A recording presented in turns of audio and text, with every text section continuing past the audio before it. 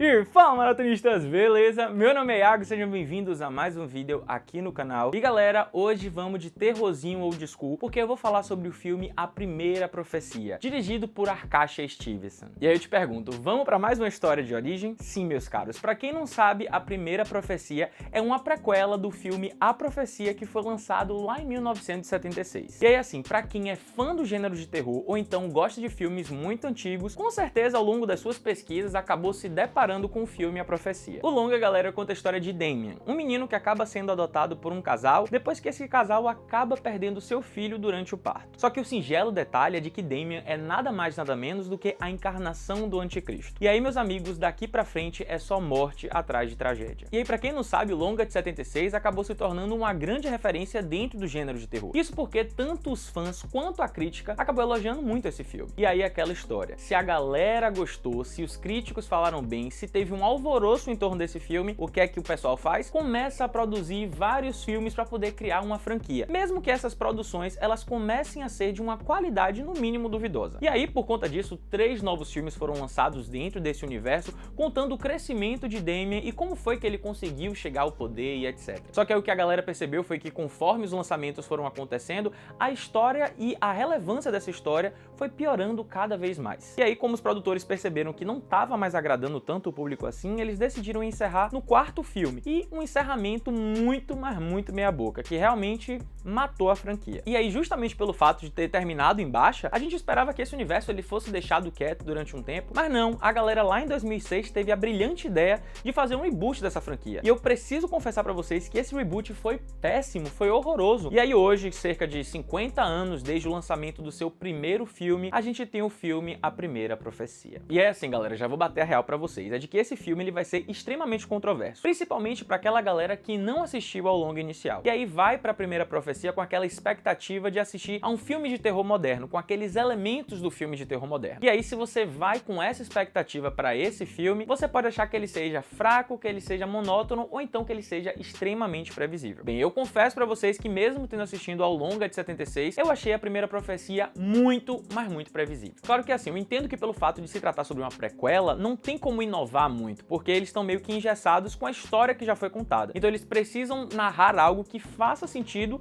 dentro do folclore da franquia original. Então eu entendo isso. O meu problema com esse filme, na verdade, é o fato dele querer vender algo de que ele não é. Ele querer vender que o filme ele tem uma reviravolta extremamente impactante e inovadora, sendo que na verdade ela não é nada disso. De qualquer forma, o que eu acho que é importante falar sobre A Primeira Profecia é de que esse filme, como eu disse, ele foge dos moldes dos filmes de terror que a gente está acostumado a ver, principalmente quando a gente fala de filmes que tratam sobre o anticristo. Então aqui a gente não vai ter jump scares, a gente não vai ter criaturas grotescas, a gente não vai ter sons distorcidos por computação gráfica e muito menos uma paleta tão escura assim. Na verdade, esse filme ele vai focar em uma outra área do terror. Ele vai mais para aquela esfera psicológica, sabe? Então assim, ó, se você tá indo assistir esse filme no cinema achando que ele vai ser um terror que vai te dar tanto medo, mas tanto medo que você vai se borrar nas calças, esqueça. É melhor você comprar um laxante e ficar em casa que você gasta menos e vai se frustrar menos. Porque o filme, galera, ele nem quer se propor a isso, ele nem quer se propor em ser uma história de terror que vai te dar muito medo, que você vai ficar totalmente apavorado. O que esse filme quer, na verdade, é despertar outros tipos de emoções que um filme de terror pode despertar. Como, por exemplo, vai te deixar revoltado, vai te deixar angustiado, vai te deixar nervoso. E olha que esses momentos que a gente vê na história, todos eles fazem parte da narrativa, eles têm um sentido de estar ali, não é simplesmente um desconforto ou uma cena chocante só pra chocar. E aí o fato de conseguir trabalhar isso muito bem, todos esses elementos de uma forma muito coesa na narrativa, já é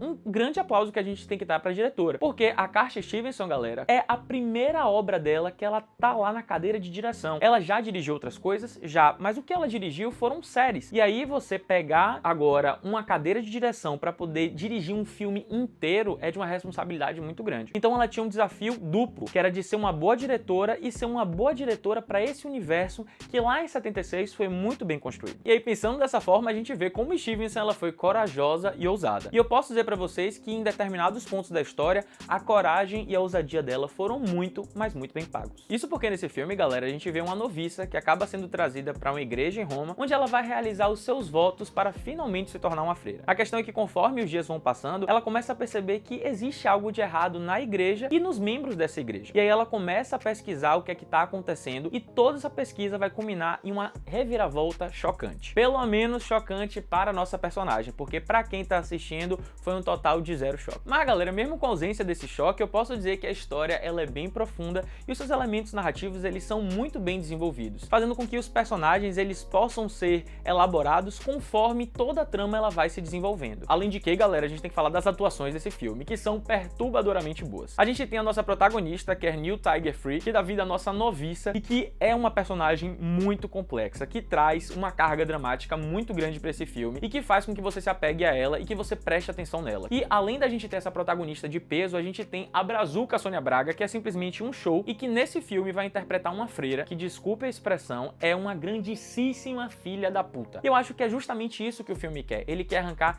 esse tipo de sensação do público, sabe? Um outro ponto relevante desse filme é que ele acaba se tornando um palco para discussões de temas que são importantes e polêmicos. Por exemplo, a gente tem a questão da corrupção, da ignorância, da arrogância dos membros da igreja que estão dispostos a fazer tudo e qualquer coisa para poder adicionarem mais fiéis à sua conta, mesmo que para poder adicionar novos fiéis à sua conta, eles estejam dispostos a fazer tudo e qualquer coisa, mesmo que isso vá de encontro às leis de Deus. Então é um filme que ele vai trazer uma crítica social meio que disfarçada com esses elementos de revolta e de repulsa do gênero de terror. E aí assim, até o momento, tudo que eu tô falando tá parecendo que o filme ele consegue realmente cumprir tudo aquilo que ele se propôs. E de fato sim, tudo que eu falei ele se propôs e conseguiu cumprir muito bem. Só que qual é a questão? É de que esse filme ele tem um problema, que é o seguinte: ele faz de fato você ter esses sentimentos, né, de revolta, de raiva, de impacto, só que você fica sentindo isso o tempo inteiro. E chega um momento que já não tem mais o mesmo impacto, já não tem mais a mesma revolta, a mesma repulsa. O filme ele começa a te prometer, ele vai te prometendo, você vai sendo, né, meio que enganado por conta das sensações, só que aí quando você se entorpece com essas sensações e que você se pergunta onde tá a novidade, ela não vem. Na verdade, ela até vem, só que não da forma que você esperava ou não da forma que o filme te prometeu. Cara, se você não tem como esconder a grande reviravolta, não esconde. Simplesmente deixa escancarado e foca em outras coisas, porque aí em nenhum momento você vai ter prometido algo e não ter cumprido, que foi o caso. Você prometeu uma reviravolta e não cumpriu, você trouxe algo muito